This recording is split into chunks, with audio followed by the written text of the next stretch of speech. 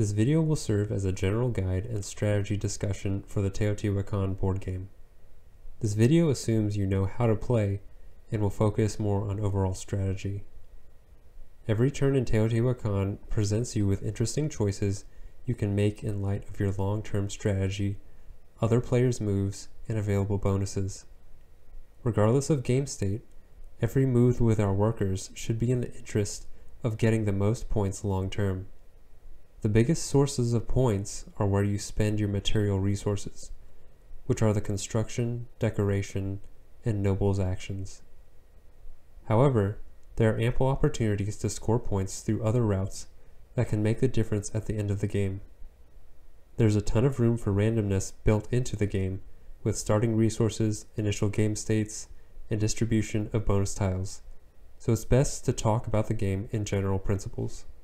The underlying game mechanic that drives most things is cocoa resource management. Cocoa is ubiquitous for almost everything in the game. Having more cocoa allows you to do more main actions, free or locked in workers more often, and purchase more bonus tiles. Because you have to make the conscious effort to gain cocoa through your worker actions, you have to be selective with what you want to spend it on. This usually involves planning multiple moves ahead. I've been in situations multiple times where I'm 1 or 2 cocoa short from being able to grab an opportunity on the board and someone else swoops in and takes it. We also have the temple tracks that give us a variety of useful bonuses. We gain access to bonus tiles when we reach certain checkpoints, and if we can get to the top of any of the temple tracks, we can get a large amount of points. I've had the most success in games when I'm intentional about advancing on the temple tracks in addition to the actions. Keep in mind all of the potential ways to advance on the temple tracks. This includes worshipping, decorations, construction, alchemy, the 3 worker spaces on the gold deposit, bonus tiles, and bonuses from ascension. Most of the temple track increases are secondary effects from other actions other than worshipping. Increasing on the temple tracks also gives us access to other bonus tiles, which can be necessary to get certain masks. In general, I tend to prioritize green, then blue, then the red temple, since points earned in the red temple isn't as good as getting points in other ways, in my opinion. I prioritize green temple because cocoa is always useful and will make your choices more flexible. Let's first look at each of the actions in the game, starting with the resource gaining actions. This includes the forest, stone quarry, and gold deposit. Looking at each of the resource actions, you can note the similarities and differences between the 3. Each of them gives the main resource plus another bonus when you have more workers present. Each is also paired with a worship area for each of the 3 temple tracks. It is notable that the resources, nobles, and construction are the places where you can upgrade 2 workers at a time if you have 3 workers present. This efficiency is something you want to take advantage of when possible. Depending on your cocoa needs, it is important to see that the forest gives you cocoa along with the wood. Having 3 level 4 or level 5 workers in a single action space doesn't happen too often, but the 3 workers with 2 or 3 level workers is very manageable. Upgrading 2 workers at once and getting 3 cocoa in addition to 3 wood is a really good turn. If you can plan to get 3 workers that are all level 4 or 5, I would recommend collecting at the gold deposit. The reason for going for gold with your high level workers is the associated bonus of the 2 temple track advances. Additionally, gold will let you go for both decorations and alchemy rather than just nobles, which I think is the better long-term strategy. The victory points associated with stone is good, but points in general are more broadly available. You will want to get a decent amount of stone anyways to use the construction action. I just tend not to worry about getting 3 workers at the stone quarry all the time. It is important to remember that there are multiple ways to get workers onto an action space without taking the main action, which usually costs cocoa. When you are trying to build up to 3 workers on a space, and there are other players' workers on the space, you can always take the gain cocoa action. If there is a worship space, you can take that space and lock your worker in. You can either hope someone else boots you off, or save up the 3 cocoa to unlock your workers. I always make sure that I can spend the 3 cocoa to unlock all workers, since taking a whole turn to unlock is always less efficient. Next, let's talk about nobles. This action lets you advance on the Avenue of the Dead and gives you a nice bit of points if you get one of the first spots. The problem with nobles is that there are diminishing returns when other players start placing houses and your multiplier starts decreasing. Nobles is something that you always want to go for quickly if the opportunity presents itself, but not to go all in on it. I would definitely try to keep up with other players on the Avenue of the Dead, but this should be more of something to look out for rather than going all in on it.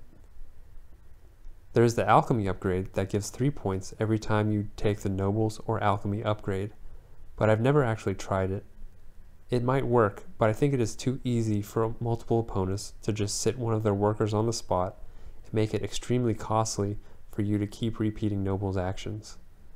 Additionally, at some point you run out of houses, so if you're in a 4-person game, this strategy could backfire. Next, let's look at decorations.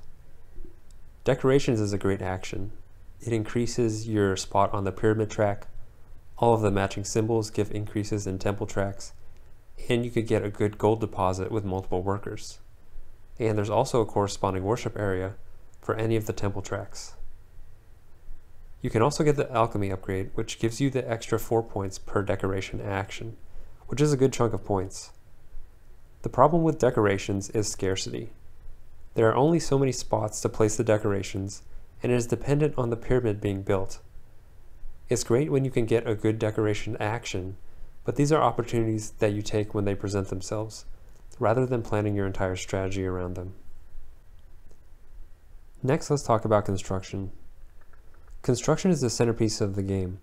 You get points for matching symbols, you can potentially get the temple advances, and you get to go up on the pyramid track. If you match all of the symbols, you can get 5 points with just the bottom layer tile. The Alchemy upgrades for construction are also really good. The +1 worker and resource discount pays for itself as the game progresses, and advancing on the temple track each time you do the main action plays into the overall strategy of the game. Additionally, there's no need to worry about scarcity since there are tons of tiles, and the game ends once the pyramid is built. This is a consistent way to always score points, and I would recommend doing this action as often as possible. Next is Alchemy. The first thing we want to do in the game should be something that gives us more benefit the earlier we do it. This benefit can either be due to scarcity or lasting effects. The actions I have in mind that fit this criteria is Nobles, Alchemy, Masks, and other bonus tiles. The upgrades from Alchemy are all very useful and can all benefit you the earlier you get them. Most games I will get an Alchemy upgrade on my first turn if possible. If not, I will get gold as soon as possible to get an upgrade. If you can get one of the popular upgrades sooner, you also score points when other people research the Alchemy upgrade. The extra temple advances also help. I highly suggest getting these upgrades when possible.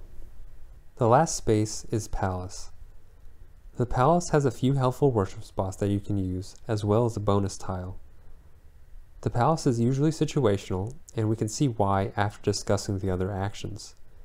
You can spend cocoa to get gold and stone, or get cocoa up to your worker level. However, I think there are more efficient ways to get resources and cocoa.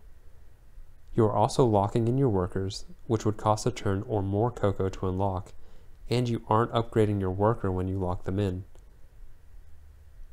You would take a worship action at the palace mostly if you need something this turn that can't wait until next turn, such as the bonus tile, extra cocoa to pay your workers during an eclipse, or 1 extra stone or gold you need for something next turn. You could also be rolling in cocoa so you can afford to trade it for resources, but usually I find upgrading your workers at the resource area better long term.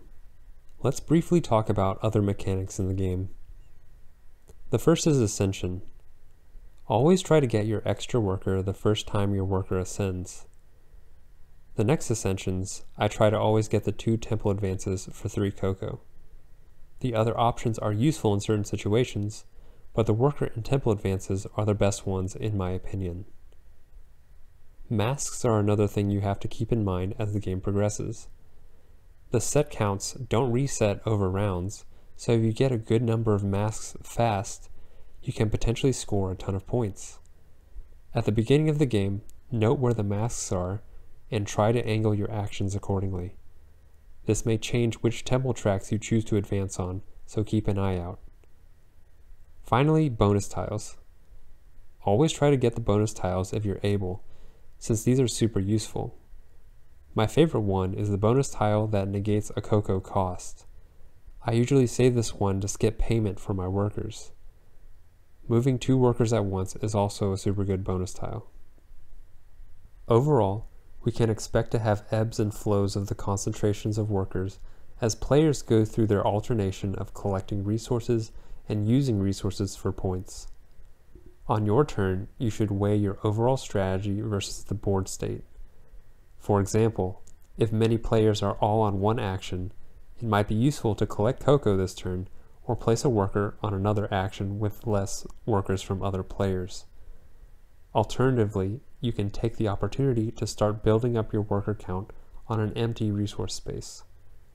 The strategy that I've had the most success with is to concentrate on the green temple for steady cocoa supplements, get some early upgrades, especially for construction, and pick up masks when available. Get some good noble spots and keep up with everyone else on the Avenue of the Dead. If someone is getting super far on the Avenue of the Dead, do what you can to block their use of nobles, either by placing workers there or just placing houses there yourself to compete. Take decorations when the opportunity arises and try to collect resources in groups of 3s to get all of the added bonuses. Thanks for watching, and I'll see you in the next video.